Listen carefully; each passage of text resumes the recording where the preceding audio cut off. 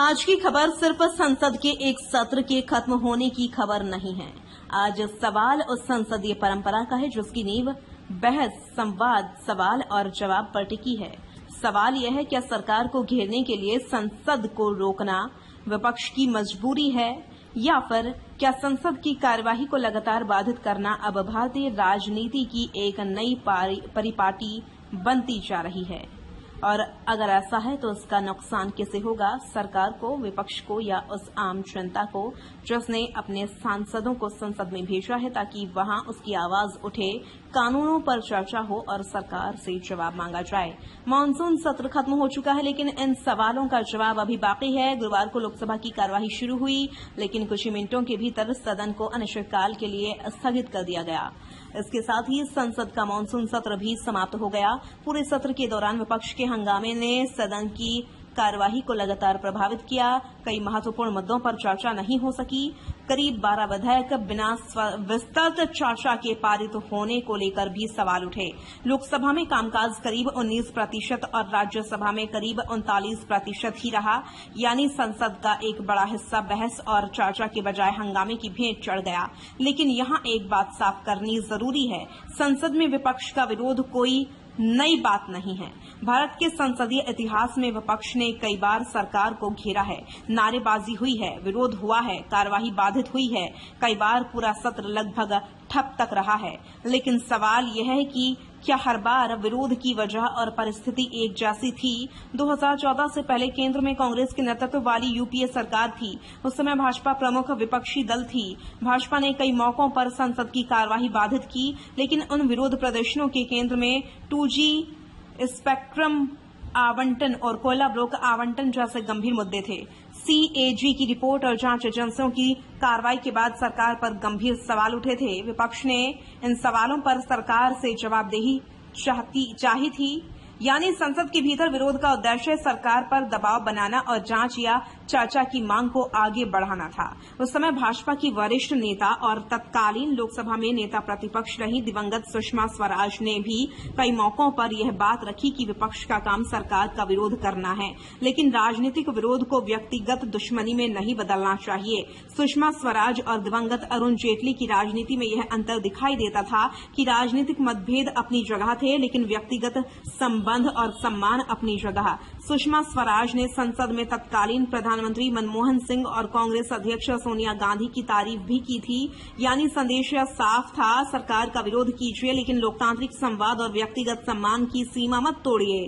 अब बात करते हैं 2010 के शीतकालीन सत्र की। यह संसद के इतिहास में सबसे चर्चित गतिरोधों में गिना जाता है। उस समय भाजपा के नेतृत्व में विपक्ष 2G स्पेक्ट्रम आवंटन मामले में संयुक्त संसदीय समिति यानी JPC की मांग कर रहा था। तत्कालीन यूपीए सरकार इस मांग को स्वीकार करने को तैयार नहीं थी। इसके बाद सदन में लगातार गतिरोध बना रहा। करीब 1 महीने तक संसद का कामकाज बुरी तरह प्रभावित हुआ।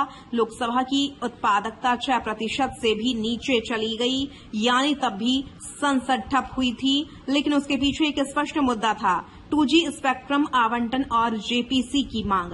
2 साल बाद 2012 के मानसून सत्र में कोयला ब्लॉक आवंटन का मामला बड़ा मुद्दा बन गया।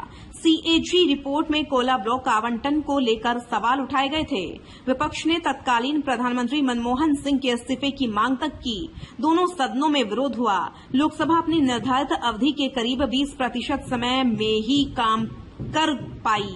एक बार फिर संसद का कामकाज प्रभावित हुआ, लेकिन यहां भी विपक्ष के सामने एक स्पष्ट राजनीतिक मुद्दा था। 2018 का बजट सत्र भी बुरी तरह प्रभावित हुआ। इस बार मुद्दे अलग थे। नीरव मोदी और पंजाब नेशनल बैंक घोटाला, आंध्र प्रदेश को विशेष राज्य का दर्जा और अविश्वास प्रस्ताव जैसे मुद्दों पर अलग अलग दलों ने विरोध किया। सत्र की उत्पादकता करीब 4% तक पहुंच गई थी। यह करीब 18 वर्षों में सबसे कम उत्पादक बजट सत्रों में से एक रहा। यानी इतिहास यह जरूर बताता है कि संसद में हंगामा पहले भी हुआ है, संसद पहले भी ठप हुई है, लेकिन यहाँ सबसे महत्वपूर्ण बात है, विरोध के पीछे मुद्दा क्या था। अब आते हैं मौजूदा मानसून सत्र पर। विपक्ष ने कई मुद्दे उठाए, लेकिन शुरुआती दौर में लोकसभा में नेता प्रतिपक्ष राहुल गांधी की ओर से केंद्रीय गृह मंत्री अमित शाह के बयान की मांग प्रमुख रही। विपक्ष चाहता था कि अहम मुद्दों पर गृह मंत्री सदन में जवाब दें। सरकार की ओर से संसदीय कार्य मंत्री किरण रिजिजू ने राहुल गांधी से मुलाकात कर सदन चलने देने की बात की, अपील भी की। सरकार ने कई मुद्दों पर चर्चा के लिए तैयार होने की बात कही, लेकिन गतिरोध खत्म नहीं हुआ।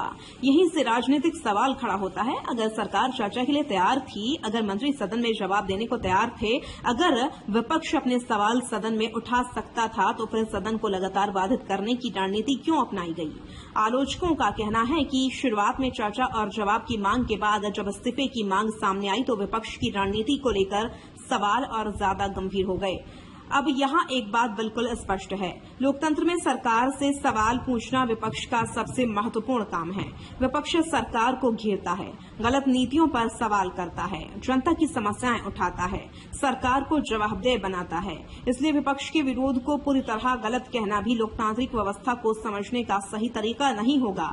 लेकिन क्या विरोध का सबसे प्रभावी तरीका सदन को ठप करना है? यही सबसे बड़ा सवाल है, क्योंकि संसद केवल राजनीतिक विरोध का मंच नहीं है।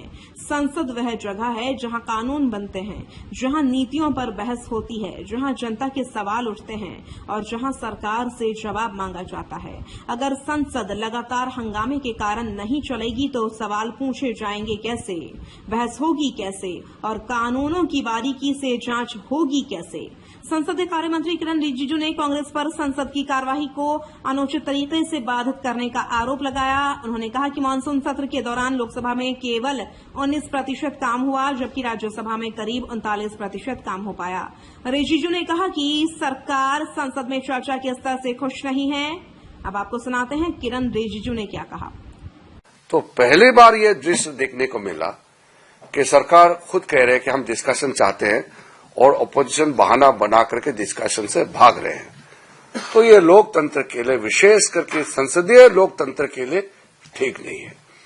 प्रेसिडेंशियल फॉर्म ऑफ गवर्नमेंट में तो लेजिस्लेचर अलग है, एग्जीक्यूटिव अलग है, और लेजिस्लेचर में सिर्फ आपस में डिबेट डिस्कशन होते हैं। पार्लियामेंट्री फॉर्म ऑफ डेमोक्रेसी में हाउस के अंदर में सवाल जवाब होते हैं, क्वेश्चन आवर चलने नहीं दिया। और डिस्कशन सरकार खुद प्रपोज किया, ऑपोजिशन डिस्कशन से भाग रहे हैं, बोलते हैं कि डिस्कशन सुनेंगे नहीं, मंत्री का जवाब नहीं सुनेंगे। ये पहले के मुकाबले ये नया चीज मुझे देखने को मिला। ये कल्पना से बाहर है कि ऑपोजिशन खुद ही डिस्कशन नहीं चाहते हैं पार्लियामेंट में। दूसरा जो मैंने देखा है, विशेष करके कांग्रेस पार्टी में, कांग्रेस के एमपीज अब सोचते हैं कि उसका काम नारा लगाना और प्लेकार्ड बैनर लेकर के हंगामा करना, यही काम रह गया है, ऐसा सोचने लग गया है। नाराबाजी ये तो आप सड़क में कहीं भी कर सकते हैं, सदन में तो चुन के आते हैं, तो वहां तो डिबेट डिस्कशन के लिए आते हैं। तो एक ऐसा माहौल बना दिया कि कांग्रेस के एमपी सोचते हैं कि उनका मुख्य काम, प्रायोरिटी नाराबाजी है, ऐसा सोचने लग गया। सुबह सुबह उठता है, तकिया लेता है, पार्लियामेंट परिसर में पहुंचता है, नाराबाजी लगाएगा, गाली देगा, यही उनका काम रह गया है, ऐसा बना दिया है। तो मैं पार्लियामेंट्री अफेयर्स मंत्री होने के नाते कांग्रेस के जो विशेष करके नए एमपी है, उनके लिए मेरा दिल से मैं कहना चाहता हूं, उनके लिए मुझे खराब लग रहा है। मैं बहुत संवेदनशील इंसान हूं, कांग्रेस के एमपीओ का दर्द मैं समझ सकता हूं। कैसे सीखेंगे अगर डिबेट डिस्कशन नहीं होगा तो? इसलिए जो सीनियर है उसको तो मैं कह नहीं सकता हूं, लेकिन नए एमपीज को अच्छा डिस्कशन डिबेट का मौका नहीं मिला। गलती कांग्रेस पार्टी की ही है, लेकिन हम उम्मीद करते हैं जब हम विंटर सेशन के लिए मिलेंगे, शीतकालीन सत्र के लिए फिर मिलेंगे, तो कुछ अच्छा सोच समझ के साथ बदलाव होगा, मैं उम्मीद रखता हूं। ये सत्र में आप लोगों ने बहुत कवरेज दिया। पार्लियामेंट्री रिपोर्टिंग बहुत क्रिटिकल होता है डेमोक्रेसी में। एक जमाने में मैंने देखा, हम लोग जब नए नए एमपी बने थे, सुबह से लेकर देर रात तक गैलरी में बैठते थे न्यूज वाले। उन्होंने कांग्रेस पर संसदीय व्यवस्था को नुकसान पहुंचाने का आरोप लगाते हुए कहा कि संसद का चलना जरूरी है, क्योंकि संसद चलेगी तो बहस होगी तो निर्णय होंगे, और निर्णय होंगे तो देश हित में आगे बढ़ने का रास्ता निकलेगा। रिजिजू ने कांग्रेस पर यह आरोप भी लगाया कि विपक्ष का काम सिर्फ नारेबाजी करना नहीं है और हंगामे के कारण संसद का महत्वपूर्ण समय बर्बाद हुआ। अब जब मानसून सत्र खत्म हो चुका है तो सवाल सिर्फ यह नहीं है कि सरकार सही थी या विपक्ष। सवाल यह है कि संसद की गरिमा कैसे बचाई जाए। क्या सरकार को विपक्ष की मांगों पर ज्यादा संवाद करना चाहिए? क्या विपक्ष को विरोध के साथ साथ चर्चा में भी अधिक सक्रिय भूमिका निभानी चाहिए? क्या सदन को बाधित करने के बजाय संसदीय समितियों, बहस और मतदान के रास्ते को ज्यादा प्रभावी बनाया जा सकता है? क्योंकि अगर संसद में सरकार और विपक्ष दोनों अपनी अपनी राजनीतिक रणनीति में इतने आगे चले जाएं कि सदन चलाना ही मुश्किल हो जाए तो आखिर में लोकतंत्र का सबसे महत्वपूर्ण मंच कमजोर होता है। और नुकसान किसी एक राजनीतिक दल का नहीं होता, नुकसान उस नागरिक का होता है जो सोचता है मेरे सांसद संसद में मेरे लिए क्या सवाल पूछ रहे हैं, मेरे मुद्दों पर कितनी चर्चा हो रही है, मेरे नाम पर बने कानूनों पर कितनी बहस हुई। तो सवाल अभी खत्म नहीं हुआ है। क्या कांग्रेस और विपक्ष ने सरकार पर दबाव बनाने के लिए सही संसदीय रणनीति अपनाई या फिर क्या लगातार हंगामे ने संसद के उस मंच को ही कमजोर कर दिया जहां विपक्ष सरकार को सबसे प्रभावी तरीके से जवाबदेह बना सकता था? इतिहास में संसद पहले ही ठप हुई है। 2010 में 2G था, 2012 में कोयला आवंटन था, 2018 में बैंक घोटाला, विशेष राज्य का दर्जा और अविश्वास प्रस्ताव जैसे मुद्दे थे। लेकिन 2026 का सवाल यह है, क्या संसद का व्यवधान खुद एक रणनीति बनता जा रहा है? अगर ऐसा हुआ तो आने वाले वर्षों में राजनीतिक दल बदलेंगे, सरकारें बदलेंगी, विपक्ष बदलेंगे, लेकिन अगर संसद में संवाद की जगह लगातार हंगामा ले लेता है तो एक सवाल हमेशा रहेगा, जनता की आवाज आखिर सुनी कहां जाएगी?